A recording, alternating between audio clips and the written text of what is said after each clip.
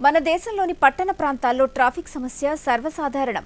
అయితే కిలోమీటర్ల మేర వ్యాపించే ట్రాఫిక్ సమస్యకు చెక్ పెట్టి ఎగిరే వాహనాల్లో గమ్యస్థానాలకు ప్రయాణం చేయగలమని మీరెప్పుడైనా అనుకున్నారా? నిమిషాల్లో గమ్యాన్ని చేరుకుంటే బాగుంటేది అని ఊహించారా?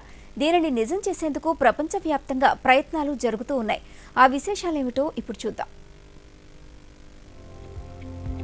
ఢిల్లీ, ముంబై, బెంగళూరుతో పాటు ఇతర పట్టణ ప్రాంతాల్లో ప్రజలు ట్రాఫిక్ సమస్యతో ఇబ్బంది పడుతూ ఉంటారు. ఈ సమస్యను నివారించేందుకే ఎయిర్ టాక్సీలు రాబోతున్నాయి. ఎయిర్ టాక్సీ అనేది విమానం కాదు, ఇదొక ఎలక్ట్రిక్ వాహనం. ఈవీ టాల్స్ గా పిలిచే ఈ వాహనాల ద్వారా సాధారణంగా గంట సమయం పట్టే లక్ష్యాలను 10-15 నిమిషాల్లో చేరుకోవచ్చు. ఇవి బ్యాటరీలతో నడవడమే కాకుండా శబ్ద కాలుష్యాన్ని భారీగా తగ్గిస్తాయి.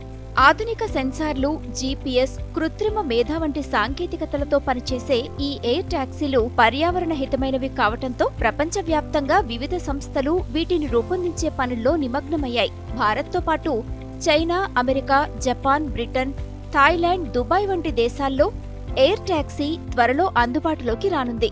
చైనా ఇప్పటికే డ్రైవర్ రహిత ఈవీ టాల్ వాహనాలకు అనుమతులు ఆమోదించగా, జపాన్లో వీటి వాణిజ్య సేవలు 2026-27లో అందుబాటులోకి రానున్నాయి.